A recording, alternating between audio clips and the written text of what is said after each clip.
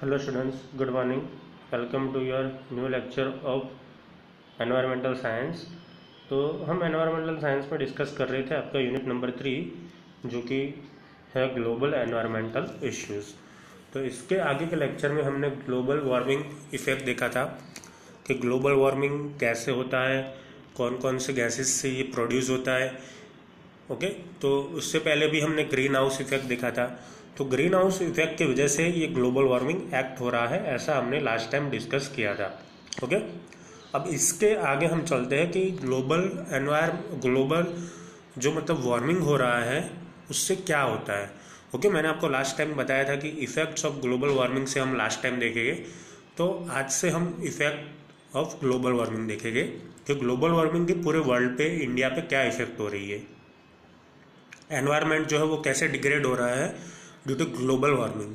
Okay, तो ये भी एक बहुत ही मेजर एनवायरमेंटल इश्यू है, तो इसके बारे में आपको पता होना चाहिए। तो आज का टॉपिक स्टार्ट करते हैं, effects of global warming. Accurate predictions are difficult but all computer models indicate an average rise of 3 degree Celsius by 2100। Okay, देखो अभी हम 2020 में हैं, यानी कि आज से 80 साल बाद, यानी कि 80 साल के बाद क्या होगा, जो हमारा जो एवरेज टेम्परेचर है वो 3 डिग्री सेल्सियस जो है वो बढ़ जाएगा। Okay, an increase of just 1.5 degree Celsius in the mean global temperature could cause a major change in the climate. देखो लास्ट टाइम मैंने बताया था कि जो मतलब 20,000 साल से अभी तक 5 डिग्री सेल्सियस मतलब टेम्परेचर ही बढ़ा है, लेकिन अब आप देख सकते हो कि अभी जो टेम्परेचर है वो 80 साल में 3 डिग्री सेल्सियस बढ़ जाएगा। तो आप रेशियो देखो, 20,000 साल में 5 डिग्री सेल्सियस बढ़ा है टेम्परेचर, और ये 80 या 100 साल में 3 डिग्री बढ़ जाएगा। तो अब आप देख सकते हो कि कितनी रैपिडली हमारा टेम्परेचर अर्थ का इंक्रीज हो रहा है। ओके, तो इसीलिए हमें ये इफेक्ट्स को ध्यान में लेनी चाहिए, क्योंकि 5 डिग्री सेल्सियस 20,000 साल में बढ़ता है तो भी बहुत सारे कॉन्सिक्वेंसेस एनवायरमेंटल में होते हैं। तो अब आप सोच सकते हो कि 100 साल में अगर 3 डिग्री सेल्सियस जो मीन टेम्परेचर है उसमें बढ़ोतरी आ जाए तो क्या हो सकता है। Okay, the change is likely to be greater than anything experience during the last 10,000 years. तो चेंज जो है वो मैंने जैसे बताया कि लास्ट 10,000 ईयर में जो चेंज नहीं हुआ है वो अभी 100 साल में हो जाएगा।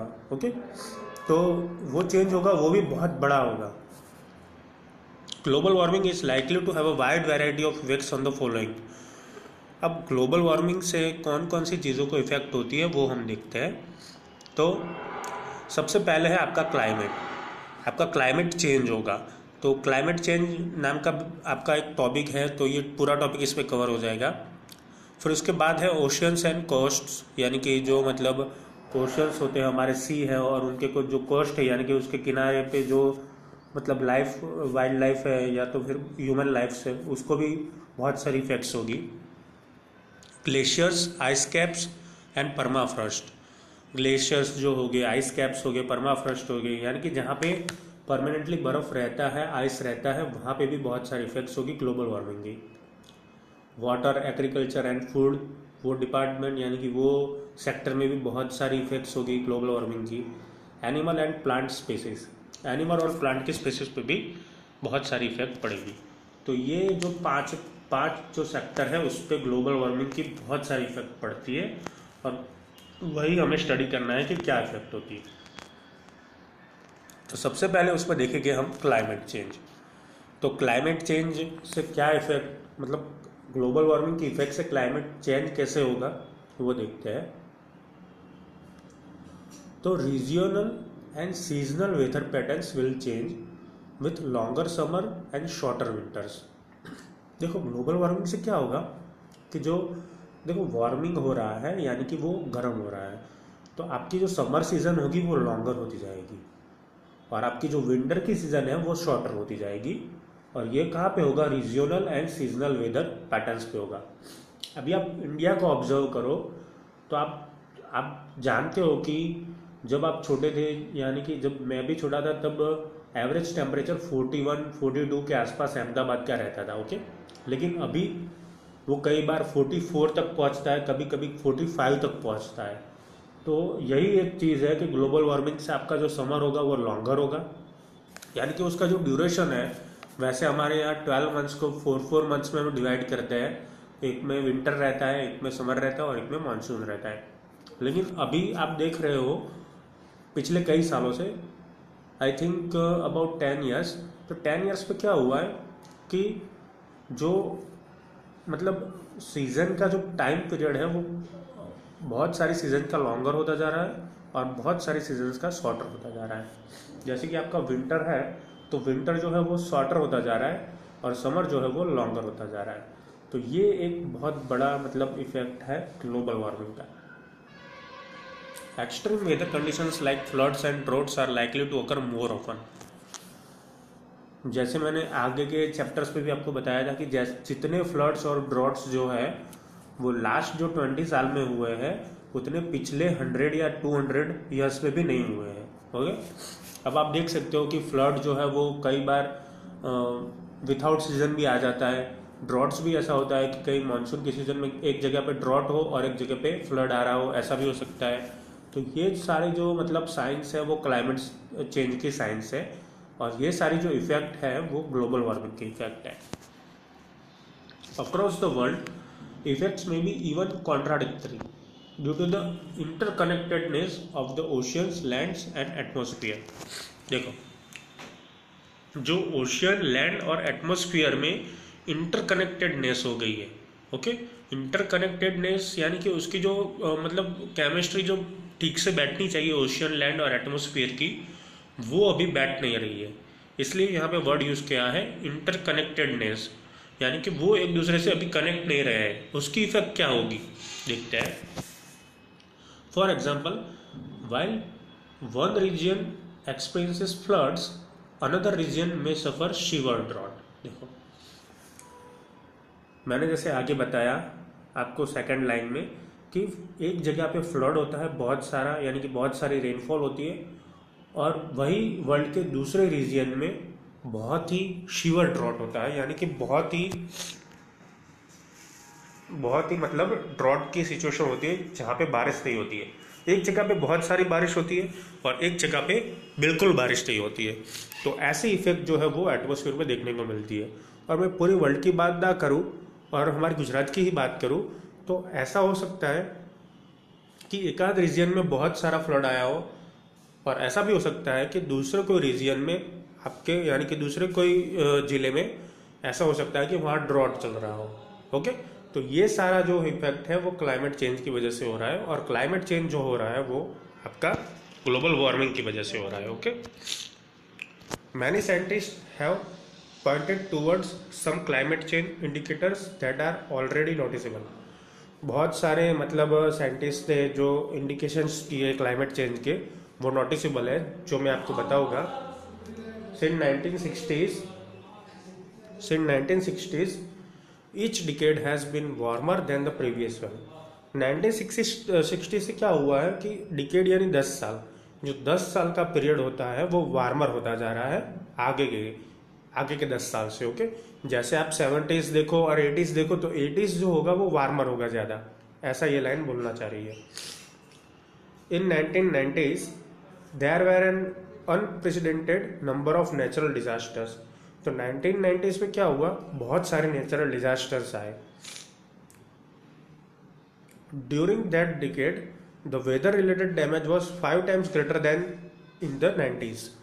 यानी 1980s में जो आपके नेचुरल डिजास्टर आए थे उसके मुकाबले 1990 में, यानी कि 10 साल के बाद, यानी कि एक डिकेड के बाद बहुत सारे नेचुरल डिजास्टर्स जो है वो अकर हुए हैं।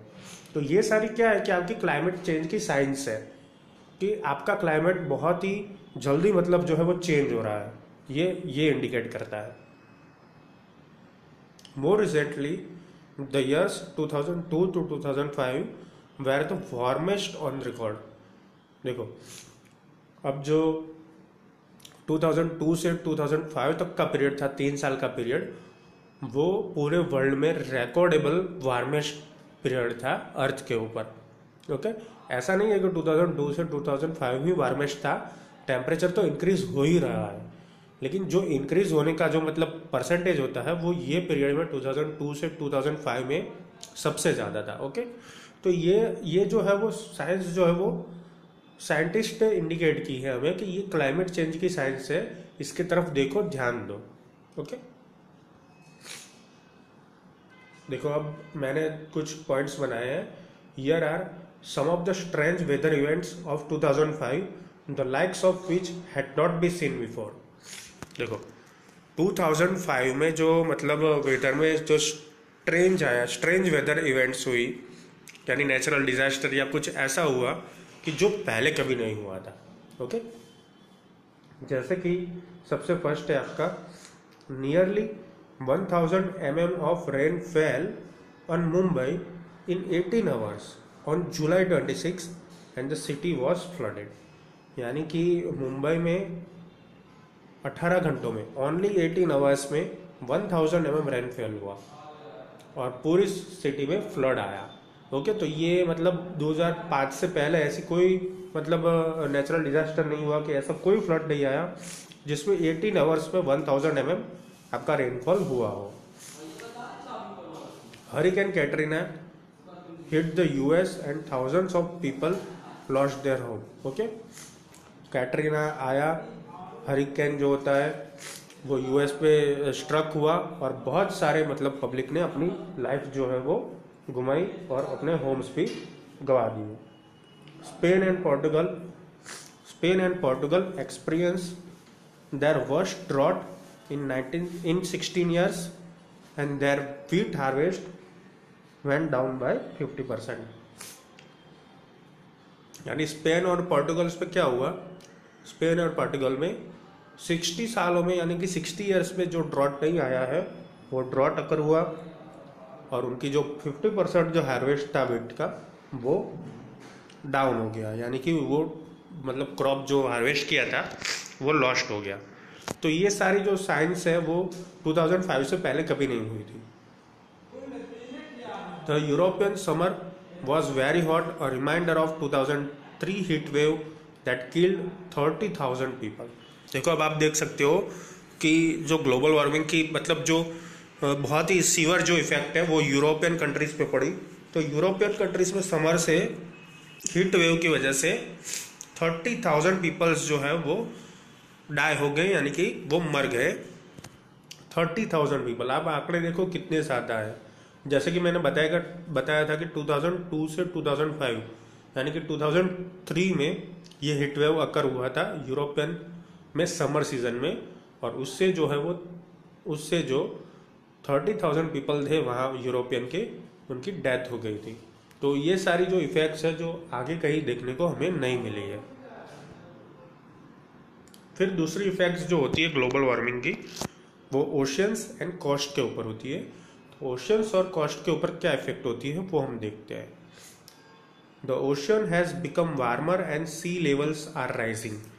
ओशन जो है हमारा वो वार्मर होता जा रहा है और सी लेवल जो है वो बढ़ता जाता है। ओके, ये दो मेन इफेक्ट हो रही है आपकी ग्लोबल वार्मिंग की। The melting of polar ice caps is adding to the problem. और दूसरा क्या हो रहा है, देखो ये प्रॉब्लम कैसे अकर हुई, तो ग्लोबल वार्मिंग से क्या हुआ, जो मतलब आपके आइस कैप्स थे पोलार पे, यानी कि जो पोलार रीजन में जो बर्फ जमा हुआ रहता है वो मेल्ट डाउन होना शुरू हुआ। तो वो मेल्ट होगा तो कहाँ जाएगा, अल्टीमेटली ओशियंस पे जाएगा, और ओशियंस पे जाएगा तो क्या होगा, सी लेवल जो है वो राइज होगा। ओके, और जो ग्लोबल वार्मिंग के इफेक्ट्स है उससे आपका सी वार्मर भी होगा और आइस का मेल्ट डाउन होगा, उसकी वजह से सी का लेवल होगा वो भी राइज होगा। Small islands like those of Maldives and the South Pacific are threatened. जो मतलब छोटे छोटे आइसलैंड है जैसे कि Maldives and South Pacifics are threatened, यानी उससे उनको खतरा बढ़ गया है। Tuvalu may be the first country to go off the world map. देखो ये बहुत ही मेजर इफेक्ट है ग्लोबल वार्मिंग की कि टुवालू नाम की एक कंट्री है। अब अगर आप गूगल पे सर्च करोगे तो आपको देखने को मिलेगा कि टुवालू एक स्मॉलेस्ट कंट्री, एक टीनिएस्ट कंट्री है इन द वर्ल्ड। ओके, जैसे कि मैं आपको एक फिगर दिखा होगा, देखो ये टुवालू जो टेरिटरी है उसका मैप है। अगर ये मैप हम 1947 में देखें तो देखो यहाँ से यहाँ तक उसकी पॉपुलेशन थी, ओके, पूरे में। ये उनके एक रीजन का मतलब दिखाया है कि क्या हो रहा है। फिर अब 2011 का देखो तो यहाँ तक आ गया है, ओके। और अब आप देखो 2016, तो 2016 में देखो मैंने यहाँ पे स्क्वायर्स जो है वो बनाए हुए हैं। तो जो स्क्वायर्स है वो हाउसेस डिस्ट्रॉयड है, यानी कि देखो 2011 में यहाँ पे हाउसेस थे, 1947 में थे यहाँ पे हाउसेस, लेकिन 2016 में ये जो मतलब पूरा रीजन था वो क्या हो गया, फिल हो गया बाय सी वाटर, ओके। तो ये सारा जो रीजन है वो डिस्ट्रॉय हो गया due to rising of sea level. तो इसे हम श्रिंकेज भी बोलते हैं।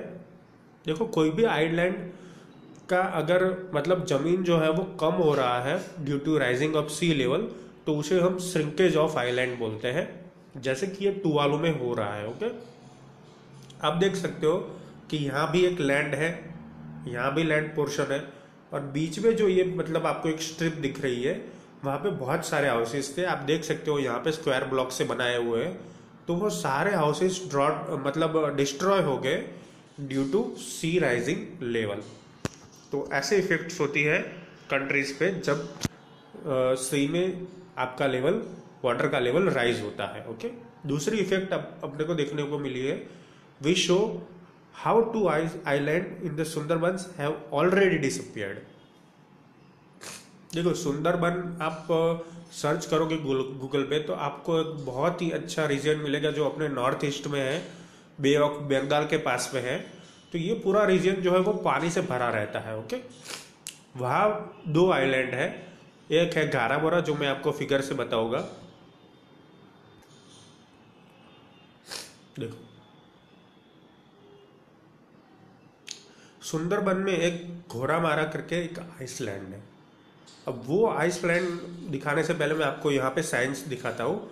देखो 1968 में जो मतलब डैश लाइन थी थोड़ी लाइट वाली, देखो ये जो मेरा कर्सर घूम रहा है वो, तो ये बाउंड्री पे पूरा घोरामोरा आइसलैंड था, ओके।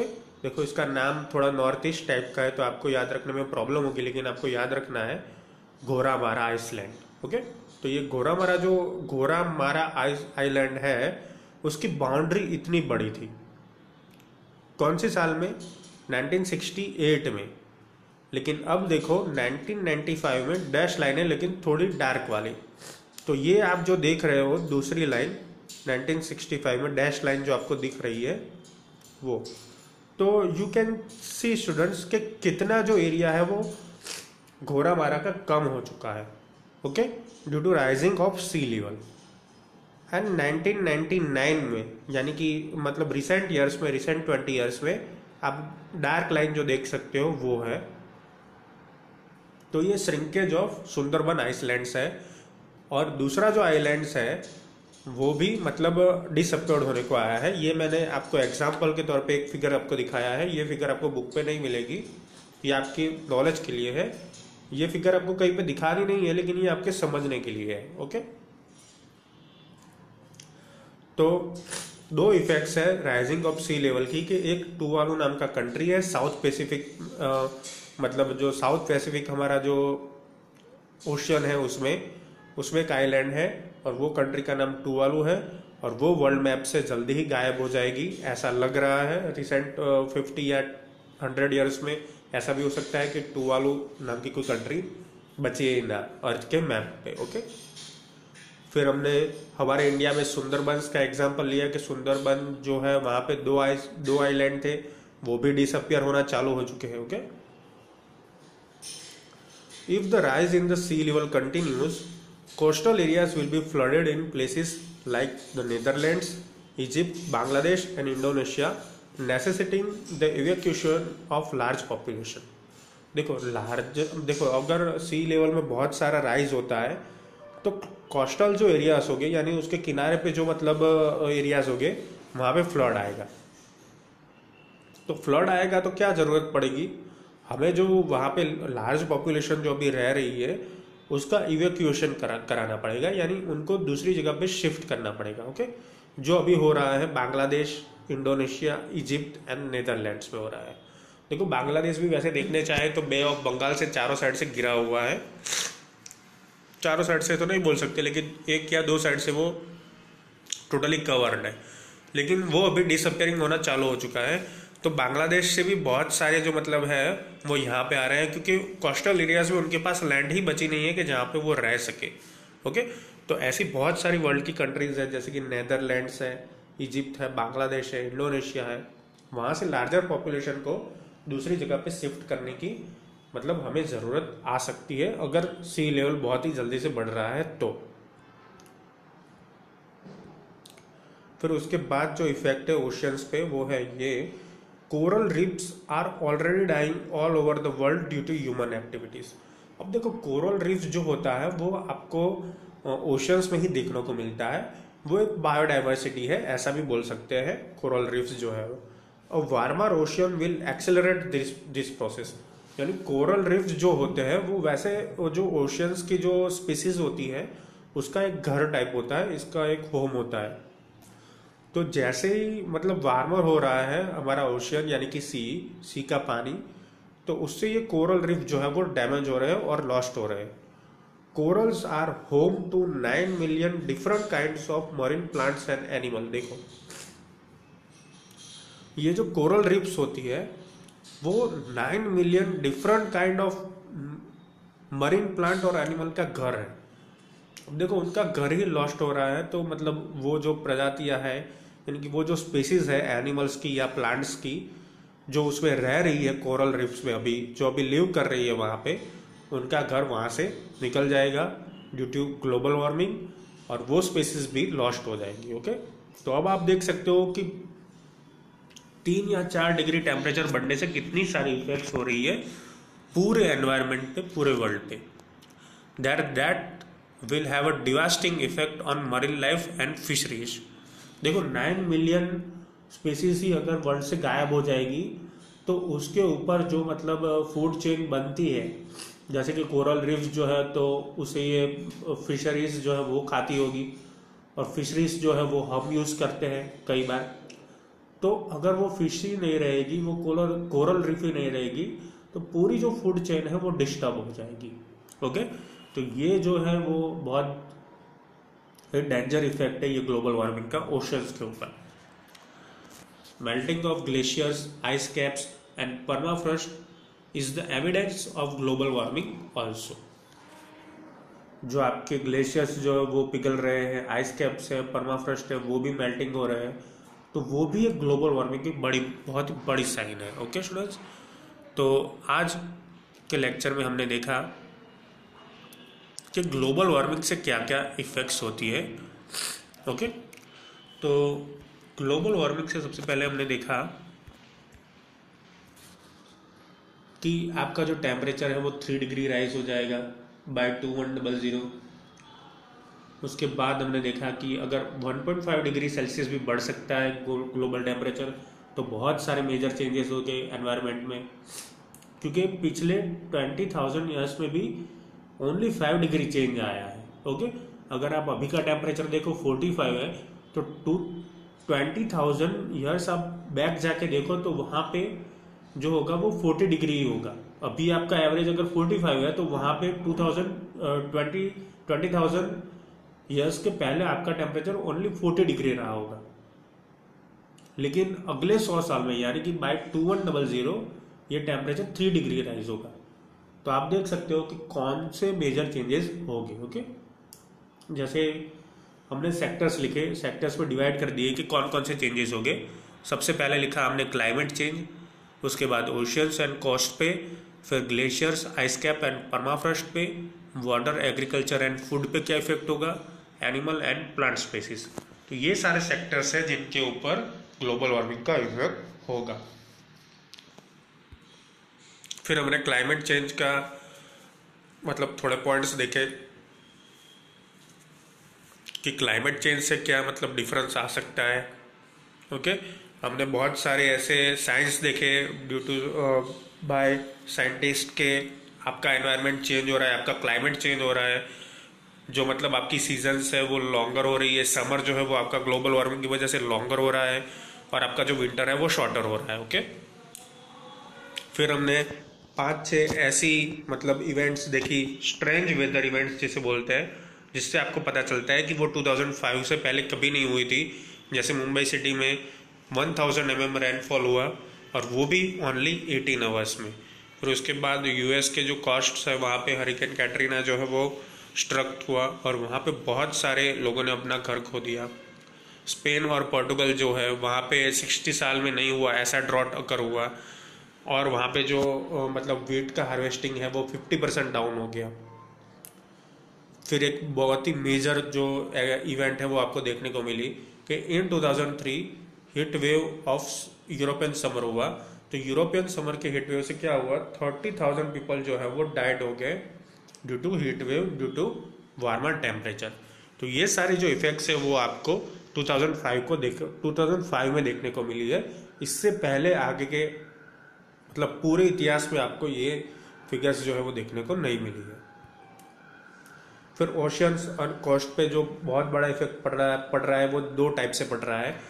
एक तो आपका सी लेवल राइज हो रहा है, और उसकी वजह से जो आइलैंड्स है वो डिसअपेयरिंग हो रहे हैं, और आपका जो सी लेवल है वो वार्मर हो रहा है। तो ये जो सी लेवल राइज हो रहा है उससे क्या होता है, तो उससे जो आपका लैंड होता है, जो आइलैंड का लैंड होता है वो श्रिंकेज होना चालू हो जाता है, यानी कि वो डिसअपेयर होना चालू हो जाता है। अगर लैंड ही डिसअपेयर हो जाएगा तो वहाँ पे जो पॉपुलेशन मतलब अभी स्टे कर रही है वो कहाँ पे जाएगी। तो एक ये बड़ा मेजर प्रॉब्लम है।